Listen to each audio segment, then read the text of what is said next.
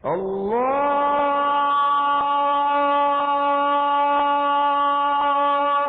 أكبر الله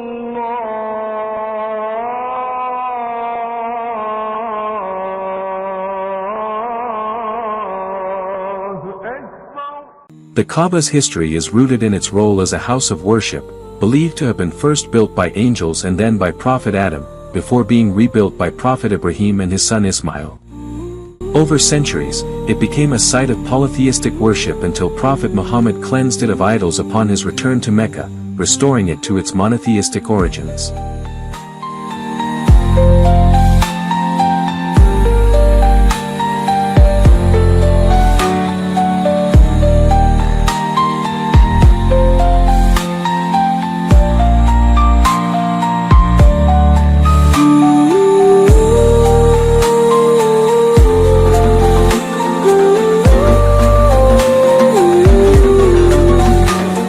Kaaba. This black-colored structure is full of secrets. Black stone solely and its history is full of blood. This Kaaba has a secret related to your heart, which you are going to know today. So let's find out. Music.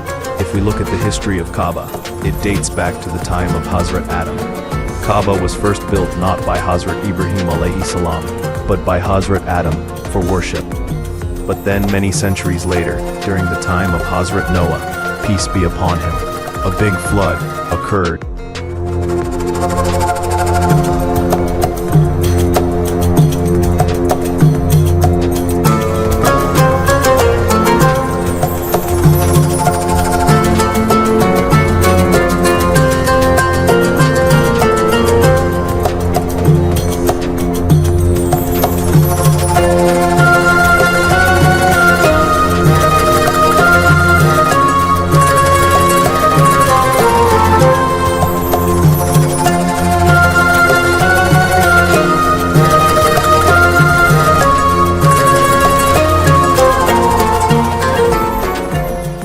Jibreel brought a white stone, which is called Hajri Aswad. Hazrat Ibrahim alayhi salam placed it in the corner of Kaaba. But today, this stone has turned black due to the sins of Muslims. When Hazrat Ibrahim and Ismail alayhi salam were building the Kaaba, they were simultaneously praying this prayer: "O our Lord, accept this from us. Surely you are the all-hearing and the all-knowing. O our Lord, make us your Muslims and from our progeny. Create a Muslim community that is obedient to you." When Hazrat Ibrahim alayhi salam built the Kaaba, at that time the Kaaba was not square but in rectangular shape. And this place of Hijra Ismail was also included in the Kaaba at that time. It had two doors. One door was for entry and the other for exit, and its height was 9 hands high. After this, the descendants of Hazrat Ismail alayhi salam continued to take care of the Kaaba as time passed, and gradually people started placing idols in the Kaaba. Then in the year 570 AD, when the year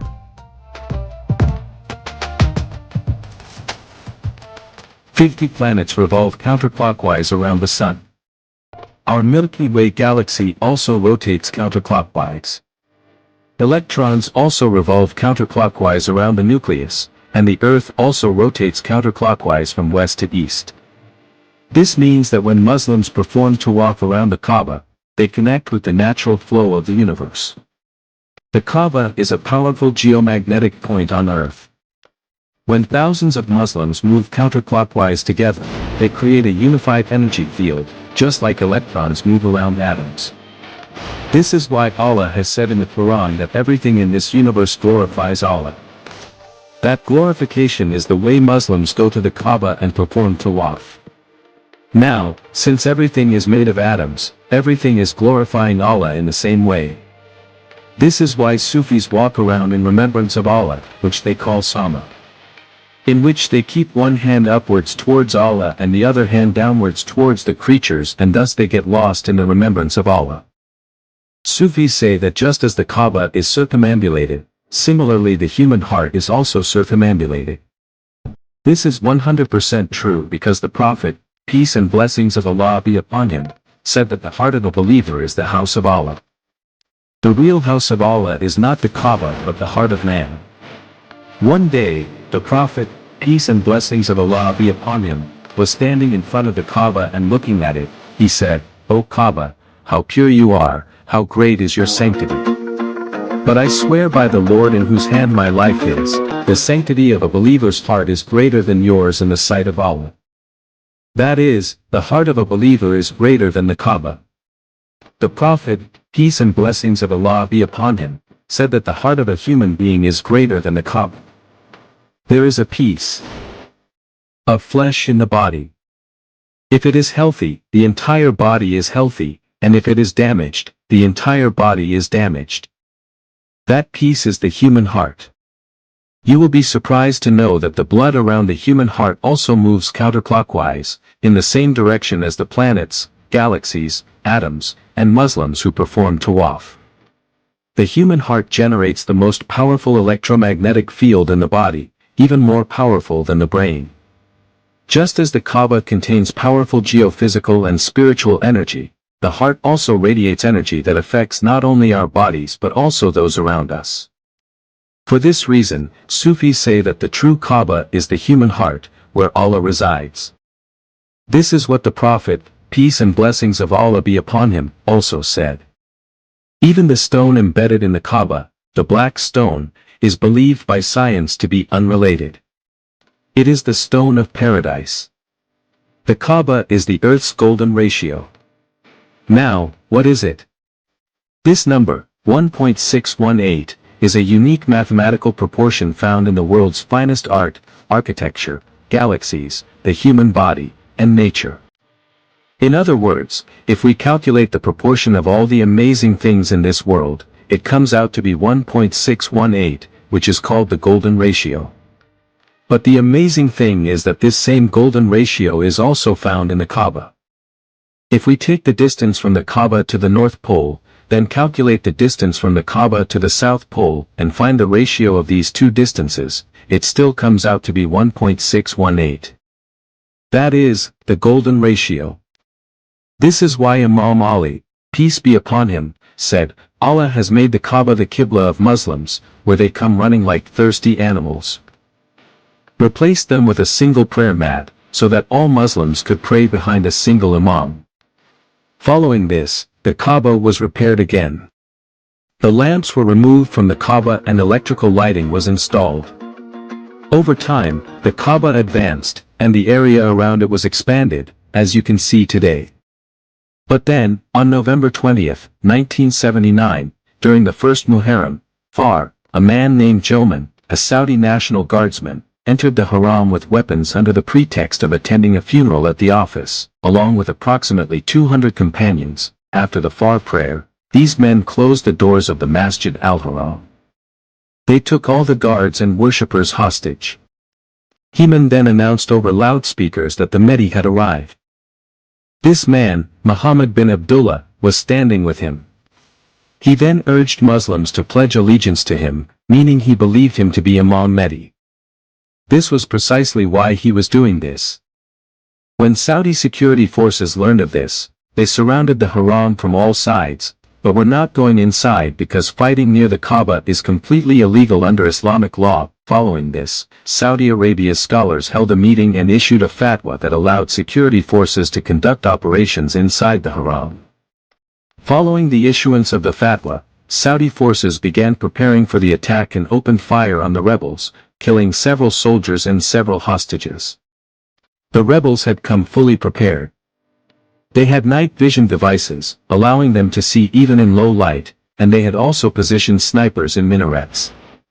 The forces began targeting their snipers one after another from the rooftops of nearby buildings.